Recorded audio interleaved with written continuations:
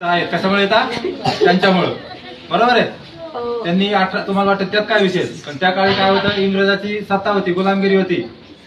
स्त्रियांना रस्त्यावर काय घराच्या बाहेर बी पडून देता येत नव्हतं. त्यांना फक्त भाकरी तापायच्या, चूल मूल असंच काम करायचं. मग त्या काळात स्त्री शिक्षण घेणं खूप मोठी गोष्ट होती आहे ना. आपल्याला वाटतं आता काय स्त्री शिक्षण घेते म्हणजे काय नाही, पण त्यावेळेस किती अवघड होतं का नाही. मग त्यांनी अगोदर मुलींसाठी शाळा सुरू केल्या. मग आता प्रश्न असा झाला, समाज प्रश्न विचारू लागला, मुलीला शिकवायला मॅडम पाहिजेत ना, स्त्री पाहिजे ना. मग पुन्हा यांच्यावर टीका व्हायला लागली महात्मा फुलेवर. मग काय करायचं, स्त्रिया तर कोणी शिकलेलं नाही. मग त्यांनी काय केलं, आधी स्वतः त्यांच्या पत्नीला शिकवलं. बघा, त्यांच्या पत्नीला अगोदर शिकवलं आणि मग त्या पत्नीला शिक्षिका म्हणून त्या मुलांना शिकवायला काय केलं, पाठवलं.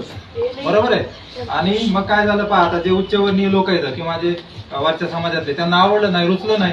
त्यांनी काय केलं मग, तर सावित्रीबाई ज्या रस्त्याने जायच्या म्हणजे शाळेत जाण्यासाठी, मुलींना शिकवण्यासाठी, तर त्या रस्त्यावर असं चिखल माती घेऊन बसायचे आणि ते आल्या की त्यांच्या असं फेकून मारायचं. बघा, मग सावित्रीबाई काय करायच्या, काय करत नव्हत्या त्या, काय दगड घेऊन कोणा नव्हत्या मारित, त्यांना मारित होत्या का नाही. त्या तशाच शांतपणे शाळेत जायच्या आणि तिथं गेल्यानंतर एक त्यांनी ऑलरेडी पहिली एक साडी नेऊन ठेवलेली असायची किंवा हातात घेऊन जायचं. तिथं गेल्या पुन्हा ती साडी चेंज करायची